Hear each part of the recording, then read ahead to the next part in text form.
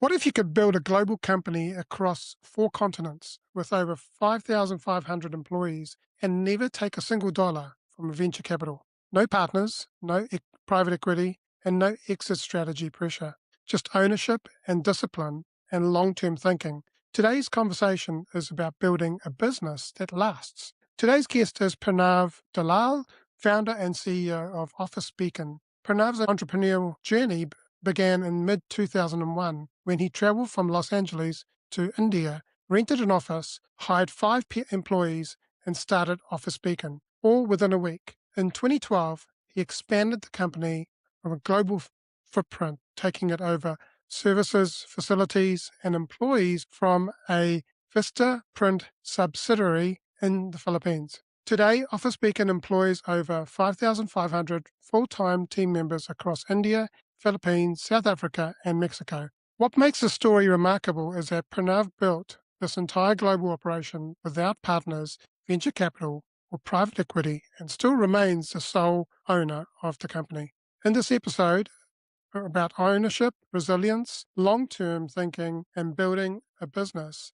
that is a retirement-proof and not just exit-ready. Welcome to the Champion Mindset Collective podcast. Thank you, Anthony. Glad to be here. I'm so grateful that you're here. Before we go into some questions, I'd love for you to summarize for us your journey in life from childhood and what got you into doing what you're doing today. Well, that's a loaded question. It could be long one too, but I grew up in Toronto, Canada. My father, he was a government worker, basically came to Canada, started working for the provincial government of Ontario, and my mother was a stay-at-home mom for the most part. I actually didn't have any exposure to business or entrepreneurship at the time, but I remember from a very early age, I always had something in me that I was thinking about ideas, thinking about businesses, no matter how crazy they were. So it was always there. I just didn't know what it was. And when I was in my teens, I realized, or I found out really my family in India was very much so into business, especially on my mom's side. And I think that's where I got the genes from in terms of just wanting to pursue business and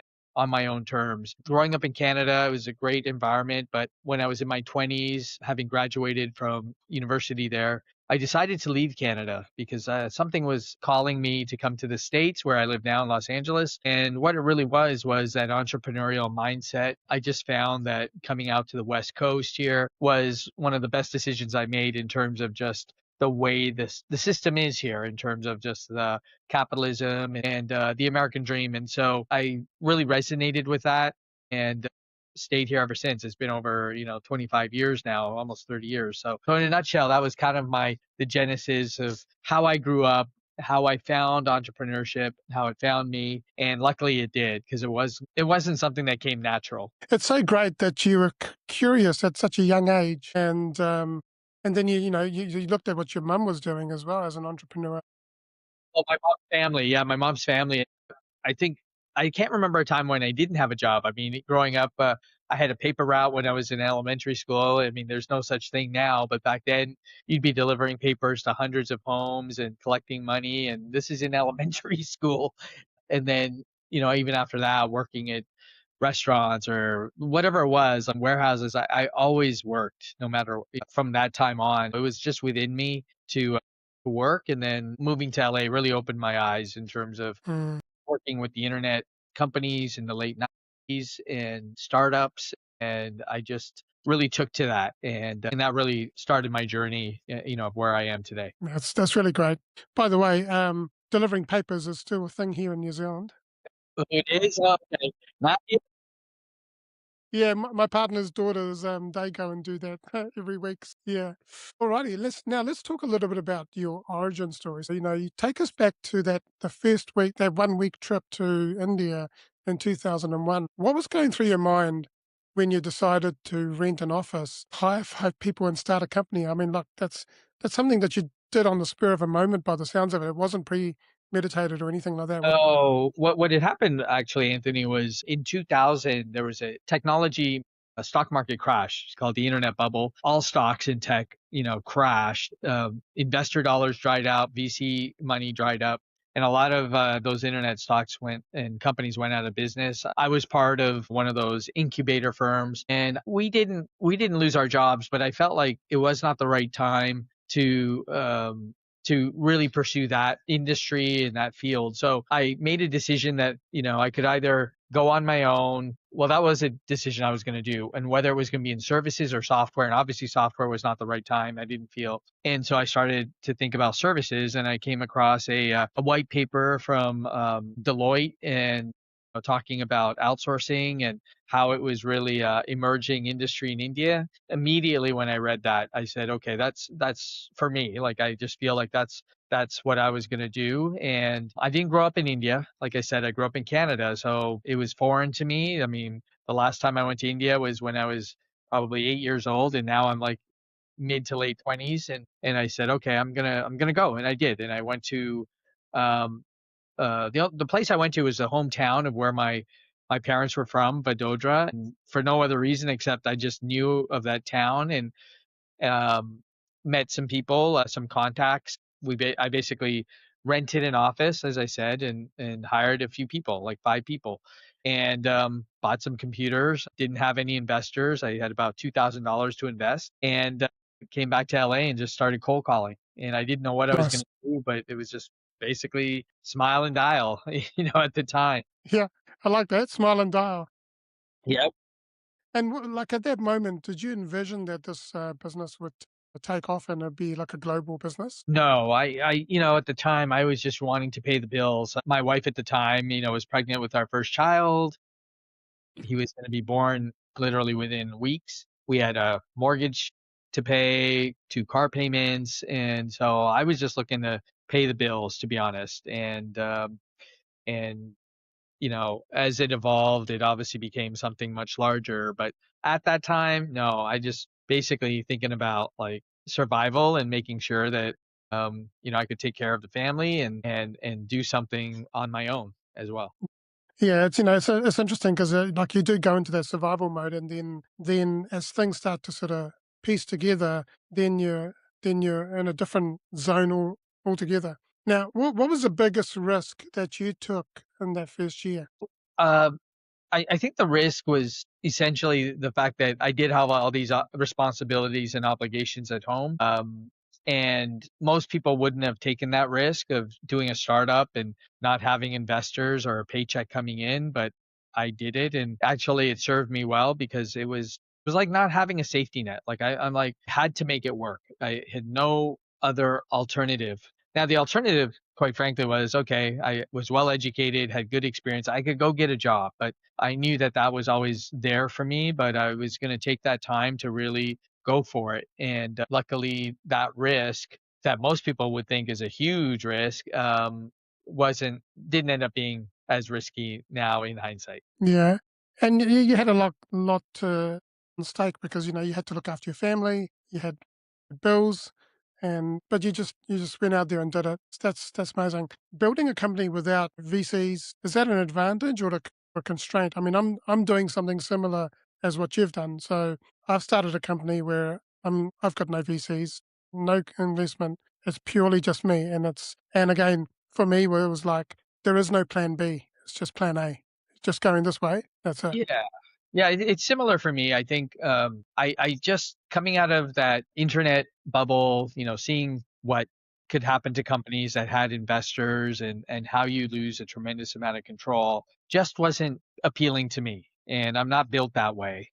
And actually, when I went to Harvard Business School about 10 years ago, a lot of my cohorts who come from very, very successful family businesses, it sort of opened my eyes to realize it's a very, very prevalent, like there's a lot of family businesses out there, some of them extremely successful, some of them for hundreds of years, in fact. And that appealed to me to realize, hey, there is a lot of success out there with family legacies and businesses. And that really inspired me to continue.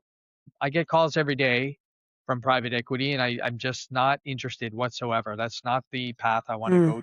And I'm really interested in creating, a multi-generational family business that could withstand the test of time, for generations and generations. What do you feel is the competitive edge that you get when you have full ownership of a business? Well, number one, decision making. You don't have the scrutiny of a board or shareholders in terms of trying new things or testing, new directions. And so that's probably number one, is just being able to do that. There's not the pressure of the returns. I mean, obviously we want to make money, but at the same time, we're continuously investing and putting in money into the company to grow it in different directions. And so we're not beholden to anyone regarding that either. So I think just those are some of the key elements of, and I need that freedom to be able to create and grow without restraint, and that's number one for me. Yeah, 100%. Totally agree with you there. When you're creating your business and when you're evolving it, you don't want any roadblocks. You want to flow with what's happening rather than having speed bumps along the way. Yeah, were there moments when you were tempted to raise capital? In all transparency, I think when I was going through a divorce, my motivation was low, and at that time, I was just really thinking, what should I do next, and whether I should sell the company, whether I should not. And I've never really told that story, but um, I realized deep down that this was in my blood. It was sort of like a child that I'd raised, and I couldn't let it go. And I was very resilient to overcome personal adversity and basically take the next steps of growing this company. And that's sort of been a journey of mine, having quite a bit of personal adversity that it had to overcome to be able to keep continuing on this path. Yeah, those personal adversities, they're painful, but from that pain, there is actually like there, as I say, you got to go through the darkness to get to the light. And when you do go through that, there is a lot of growth that happens not only in your business but in personally as well. Your mindset, your foundation, and if you think about it, everything is resting on the foundation of your mindset. Yes, Yeah, absolutely. I've just actually launched a program called the Champion OS, your operating system. Everything else sits on top of that foundation. And so if that's not right, then everything's going to crumble. So, Yep. so important. What pressures do VC-backed companies face, which you've avoided? Like, could you tell us about what are some of the pressures that you've seen other companies or that are VC based? So I've got friends who are VC or PE backed, and it's all about profitability, growth, Mm, and not necessarily all the time having a revenue model that makes sense even, so you're losing tremendous amount of money investing and losing and growing, but not profitably. So I believe in creating a very solid business model that has a competitive advantage that can withstand, long-term pressures. Not VCs aren't looking for that. I mean, they're looking for growth. They have a specific time frame where they're in and out, and private equity is the same way. So I believe that long-term growth will come from making long-term decisions based on the long term, not just short-term decisions to make someone happy about profits. yeah. Now I got a question that's gonna I guess it's gonna maybe challenge you in a way, but we're sort of coming out of this industrial age because things are changing so much, and we're kind of heading into this new age of AI and automation. And a lot of your business, from what I see, and correct me if I'm wrong, is around people, right? And people are important. I mean, it's like I don't believe that people are going to go away. It's like, um, but how do you transition forward if you were starting out? What would you do? Okay, so well, first, it's infinitely more challenging nowadays to start a business.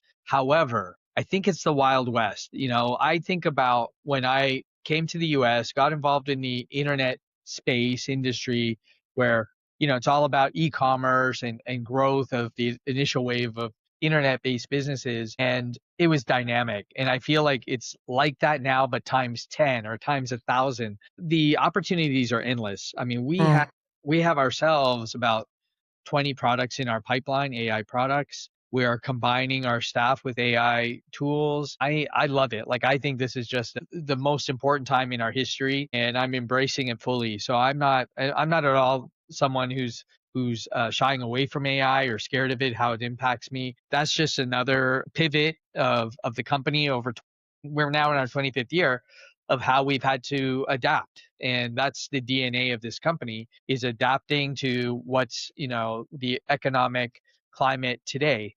And so I just think the amount of opportunity is just incredible. And we're going to leverage our employees, our customers to really infiltrate sort of the types of products we want to push get out into the market. It's absolutely the best time right now. It's so great to hear, and it sounds like you're actually going to be empowering your people. Are you going to make your people AI powered? Yeah, I Yeah, mean, I spent the last year myself programming for AI, learning AI. I mean, I've been investing a considerable amount of my own time just to make sure I understand it because I understand business models, and now I understand the technology very thoroughly. And I think that's a powerful combination. And so I'm personally heavily invested in, how we're going to do this. yeah, and that's only going to give you more of an edge as well, right, Mhm. in your business. So that's great to hear that you're doing that. Now, let's talk about systems, risks, and leaderships.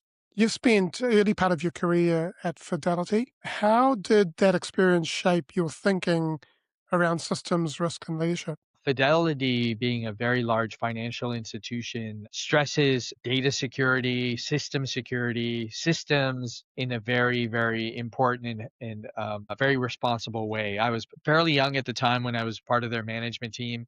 I was part of the global system steering committee. So I would often travel from Toronto to Boston, where their headquarters is. We had some important implementations going on, and I learned a lot during that time dealing with all of the different, technology people, their CTO, and I understood how important not only the technology is to power businesses, but also the security around it. And so we invest considerable funds in our data security team. We have our SOC, or basically a security center, that is monitoring security 24/7 for us and our clients, and as well as making sure all of our technology is very, very enterprise level quality. So it really shaped how important, and how disciplined you needed to be to ensure that whatever software you're deploying really is enterprise level. Yeah, absolutely. Yeah. How do you approach risk differently than founders who are chasing the hyper growth?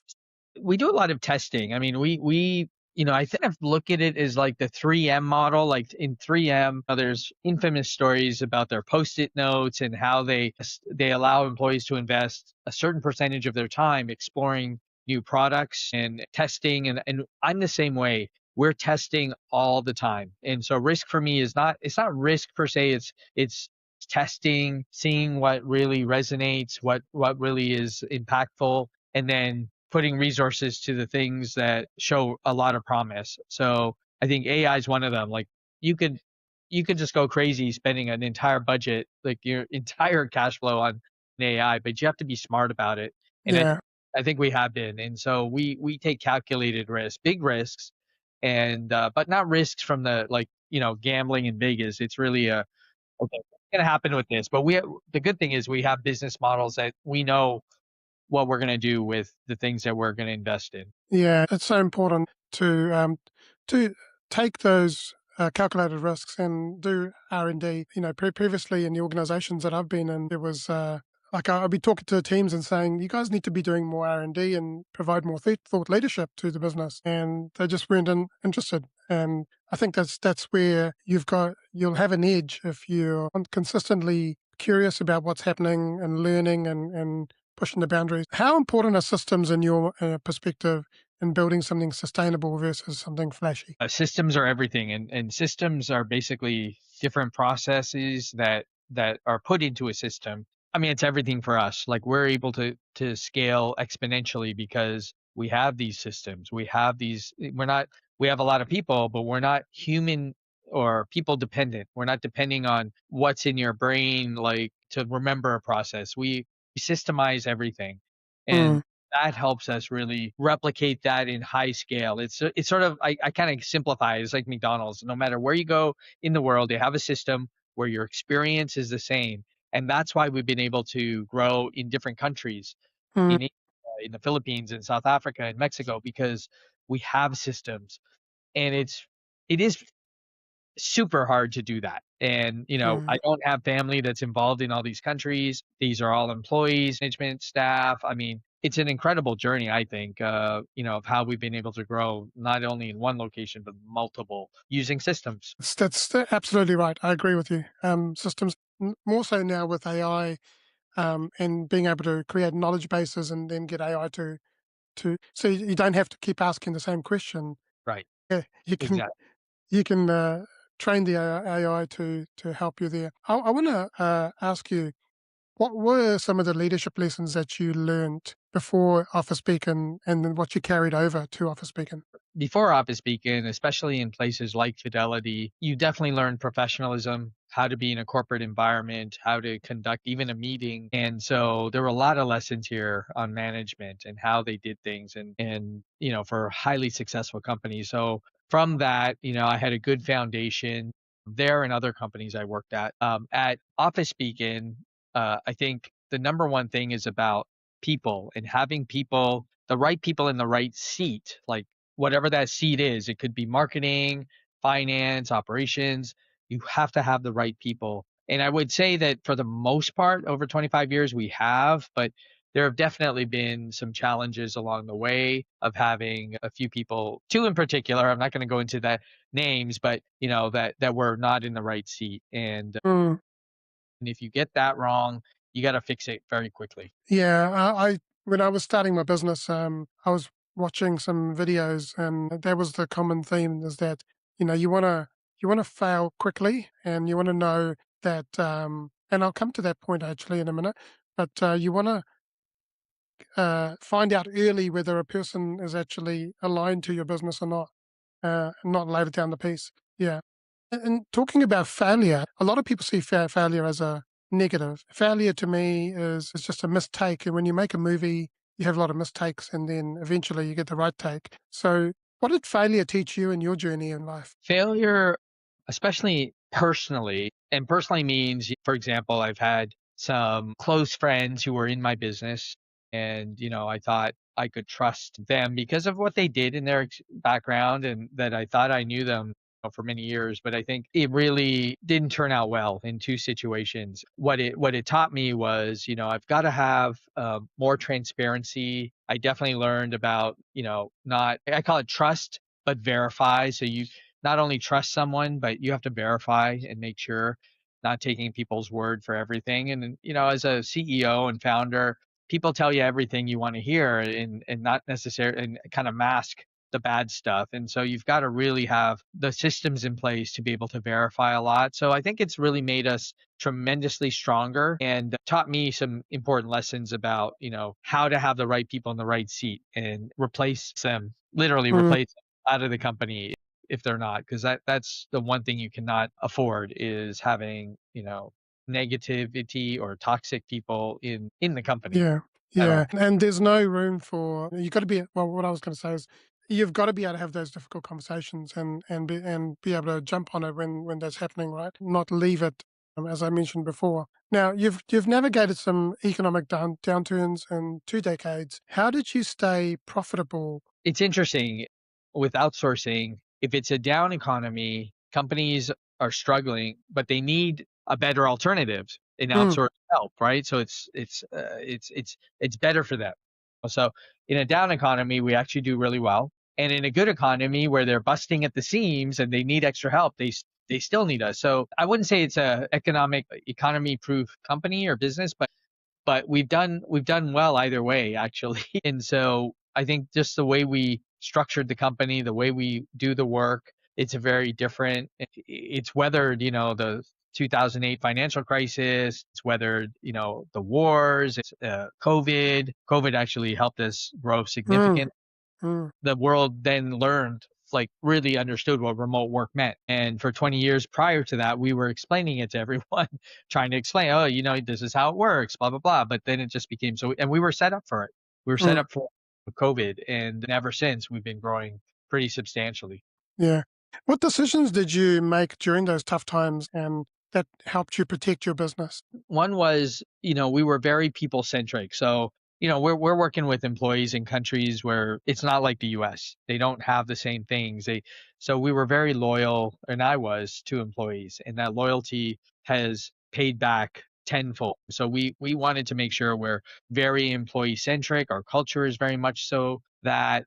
I've got employees that have been with me from literally day one, 25 years ago. And our tenure is very, very long. And so I'm very proud of that fact. I'm very proud of the fact that their, you know, employees see what I'm all about, and they've really invested their lives, their families' lives into working for this company and helping me grow it. And it's provided for tens of thousands of families over the years. And so that to me was the strongest, most important thing that I got out of this is the employees make us or break us. And in December, I traveled to every country. I went to the company parties. I had such great connections with everyone, and I look forward to like always meeting employees in person. And it's inspirational to hear the impact that the company has had on them, their lives, their families, etc. Yeah, that's so good. And what about like building a resilient company? Like you've got the people that have been with you for a long time. How do you build how do you build a resilient company rather than one that's dependent? Resiliency to me means competitive advantage. So I think my superpower is identifying what a competitive advantage is. And it's a constant analysis, every week, every month, every year. Okay, what can you do to separate yourselves from the Mm, competition? And resiliency means, okay, and it's happened to us. We start something like in the Philippines, we were one of the first. Now we have some competitors. Well, then we went into South Africa. We're one of the first, and we're growing rapidly there. We're doing AI in a very different way, and once people understand what we're doing, it's I don't think it's touchable. And so we're always, finding what's that next thing that's going to keep mm, ahead of others, ahead of the curve. yeah, Resiliency, and that's what keeps us growing and staying, very relevant. yeah. And when you're evolving in that way, do you bring your whole team on that journey, the people on the journey? Are the people involved in those strategies? They are. We use a system called EOS, called Entrepreneur Operating System. It's a software, it's a platform that gets organizations to speak the same language. And Mm, absolutely. Strategy starts at the highest level and cascades down through the system. So everyone, whatever their activities are, whatever department or country, can align to what the goals are of the company. So it's a very important thing to be very transparent and then to align those goals. And so we are very deliberate about following that process, and it's bode well for us. what would you say to founders who are currently feeling the pressure in today's economic climate? You mean if they're starting a company? I think it's, create be simple in what you're offering, like one thing that's really unique and different.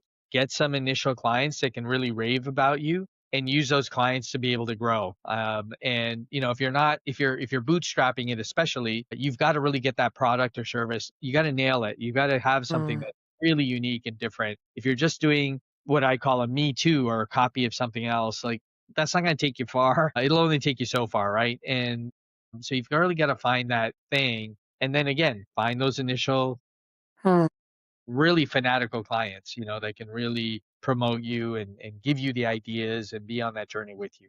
yeah, I totally agree with you. And you've got to, it's got to be a personal thing, right? It's got to be something that's a mission from your heart, not something that you're just copying. Yeah, But then, what is it about this that actually sets me apart from everyone else? correct. Now, let's talk a little bit about so Office Speaking operates in India, Philippines, South Africa, and Mexico. How do you build a unified culture across so many different diverse regions? Well, there's a number of things that we do and I do. I can go through some of those. So one of them is I do a town hall every quarter with every location, country location. We'll invite every employee, usually over 1,000 from each location, and we'll have an open forum.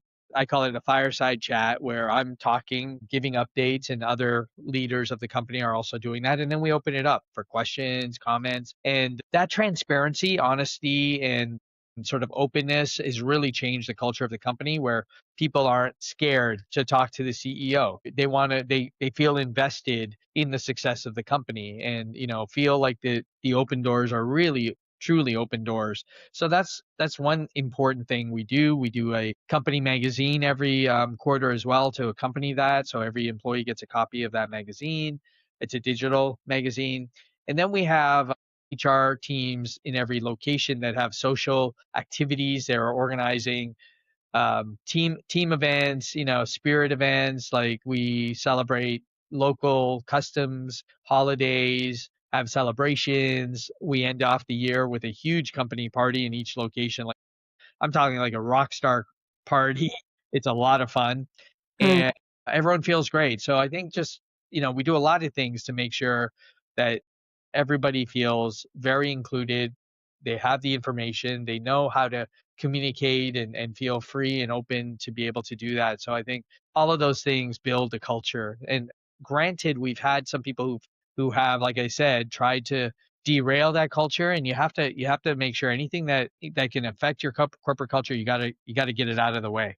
You got to yeah, because that can really be a killer for corporate culture. But I think we've done a really great job, and the result is how long people stay with us. yeah. And when you've got, when you've got people that are feeling appreciated and they're happy, then you've got a happy people, happy company. You know, Yep. Yep. yeah. And like what you talked about, HR. HR has become so much about recruitment and this and that. But I think there needs to be a reinvention in terms of what HR actually does, and it's more about making sure that people are actually happy in what they're doing. One interesting fact, a fun fact about the company, my company, in 25 years, we've never missed payroll. Like in foreign countries, like in India, where other employers, local employers, it's sort of common that they do miss payroll. That's one guarantee from us. Like we've never messed with payroll, never, there've been some glitches here and there from banking, but other than that, we make sure that people have stability. And, I'm very proud of that fact too. That's awesome. You speak about building a retirement-proof company rather than chasing exits. What does that mean? Well, to me, Anthony, it means that we're building a system where the company has this DNA to grow, and as it faces challenges in certain things we offer, we can learn how to incorporate new things like now AI, and how this company will grow for decades to come. I'm hoping for, literally hundreds of years to come, and have a system in place, where my family and future generations will be involved, and we have a whole family constitution. We have a framework of how we will grow as a company. Most companies don't last more than 1 year, let alone 25. I mean, it's very rare that a company will last for 25 years. So I feel pretty good about lasting 100. And but we got to put those systems in place that Yeah. help the company operate, that people will know what to do Mm. and how to do things. Not it won't tell them what to do, but how to go about building this company for generations to come. Yeah, that's awesome. What you're building sounds like it's been going so well, and it will continue to flourish and grow. From your perspective, why do you think so many founders are just chasing exits? Well, I think it's clearly that they want the big payoff. When you start a company and you don't have the money or means, you go and raise money, right? Like that's and then the people that you raise money from are expecting a big payoff. So it's sort of a cycle where you're not thinking different ways of how to grow a company. Now, I did use personal loans. I did use mortgage refinancing. I used different ways to invest in the company and without taking equity financing. Some of it was debt financing that I paid back. But that was because I did not want to dilute the equity, and I did not want to dilute decision making. So I think that it's just pretty straightforward. People think that's the only way. And Mm, I think I've shown clearly that that's not the only. yeah, exactly. And I guess it's a shiny thing. It's like people think, well, if I do this, then my company sells and I get all the money, and then you know, um, I'm a multimillionaire or whatever. And the fallacy about that, Anthony, is that when you think about how many startups actually succeed, it's a pretty low Mm, percentage, but you're using other people's money. So you're basically a founder, you're using other people's money. Do you really have that safety net or not? Like, are you really going to go after it in a way that you have no choice but to succeed? And I think that's a big difference too. And so yeah, if you fail, okay, you've lost someone else's money, yeah. big deal. Yeah, yeah, exactly. How does that mindset affect hiring, profitability, and decision making? Hiring, we're getting better and better at that because we're defining like roles and job descriptions and results and KPIs. In the past, it was really like we have this whole big area we want to get into, and we just finding the best person at that time. So we're being much more selective, and we basically have a team now, an HR team that's helping us do that and have been for a while. So internal roles are really strategic for us. And, we test it out for, in a probation period. We see if the results are obtained, and, we're a lot more methodical about it. I think as a privately held company, it costs a lot of money to hire people because you're Mm, not, I mean, we're in the business of renting out people. So we're making money because we're providing staff. But so when we have someone who's not generating revenue in that way, we look at, okay, what value are they providing in other ways? What is that tangible outcome? And I think that's a very important part. If you're in a, not so much a startup, but more of an established company that's not, founder owned, I think there's a lot of excess waste at times mm, and lack of accountability. And I'm not saying across the board. I'm just saying that can happen. And so what it does to profitability is it dilutes the profitability of those types of companies. And for us, we're really focused on the long term. So profitability is super, super important. I don't ever want to go to raise money. So I have to make sure we have the cash flow to keep growing. yeah. What advice would you give founders who want to build something that's lasts for 30 years plus? Well, competitive advantage, I think there's a book, Blue Ocean Strategy, that talks about competitive advantage. There's a lot of books about it. And I think that's the number one thing. Even earlier today, I was speaking to about 50 business owners in a session like this, but in person. And I was talking about Blue Ocean Strategy. I was talking about, do you really understand your competitive advantage? What you're selling, what service, what product, and is it unique? And ask your customers why they buy from you, because you may not even understand why they buy from you. So you really got to understand what is that differentiator. If you don't have that, you just cannot compete, and you certainly can't compete for the long term. Like it can become very, very difficult. Yeah, yeah, absolutely. What is your unique value proposition that you're putting it out there? Yeah, and what differentiates you from someone else? Yeah, totally. Pranav, people have been listening to this and they'd like to connect with you, maybe have a conversation, maybe talk business, or just really get to know you. And how could they do so? The number one way is just connect with me on LinkedIn Mhm. and send me a message. Yeah, I look at all my messages. I have an assistant who helps me as well. So I think that's probably the easiest way is to do that. And because otherwise my emails will get flooded and I don't want that. But I think that's the best way, to be honest.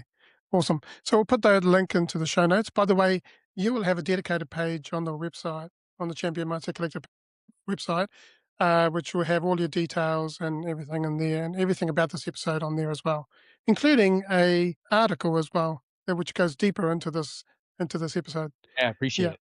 yeah. Now you can answer these quick fire questions in a single word or a short sentence. And the first question is, how do you define success, and has that definition evolved for you over time? To me, success is growth. One word, growth. Not money, not necessarily, but just growth. Growth, expansion. Yeah, Yeah. I agree. I believe we're here to expand ourselves. And Yes. so, yeah. Who's been your greatest inspiration and why? My kids, for sure. I mean, I'm a single parent. I have 3 kids. They inspire me every day of how they just surprise me and love them to death. My kids. That's awesome. What is something that you believe that others may disagree with? Investing yourself fully um, in your initiative, and that means your own money, your own time, how far are you willing to go? So that to me would be it. If you could go back and give your younger self one piece of advice, what would that be? Well, this is equal for men or women. Choose your partner wisely, whether it's a business partner or partner for life. Be super, super like that's the most important decision you'll ever make. Unfortunately, I made that decision well a couple of times. Yeah, because they're either going to be either going to back you in the tough times or they're not. Right? That's you got And hit it right on the yeah, head. That's right. and it's not in the good times. It's the tough times that you want to That's right. gauge that on. Yeah, You hit right on the head. yeah. What is one message that you'd like to share with the world? Opportunity is everywhere, you know? If you have a mindset of abundance, it's gonna come. The universe is gonna bring it to you.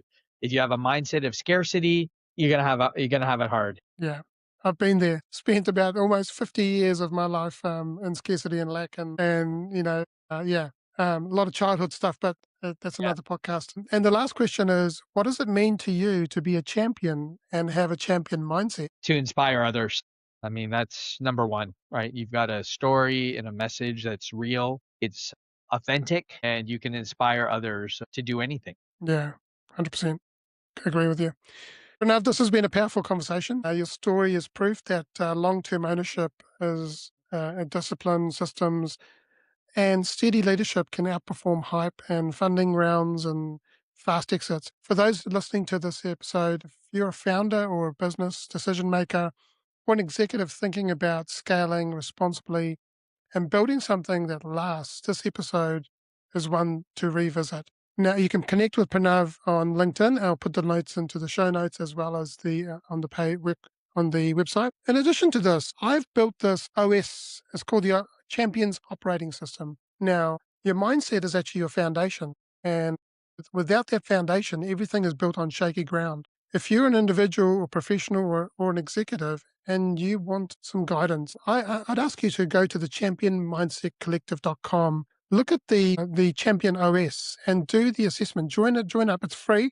You'll get a limited version of the report, but there is there's the plus and the ultra version. It gives you a very comprehensive report on some questions that you'll answer, not only in the personal space, but also in the AI space as well. And you'll start to understand what's holding you back from embracing AI, what's holding you back from following your dreams. My heart is to help anyone who wants to succeed in life, anyone who wants to become an entrepreneur and start their business, wants to leave that 9 to 5 and back themselves and believe in themselves. If you're on that journey, I encourage you to come and join me uh, for mentorship as well as signing up for that OS. And if this conversation has resonated with you, please share it with someone who needs to hear it most, that sustainable growth is possible. And lastly, I just want to say you are loved, you are worthy, champion your life, champion your greatness, and have an amazing day.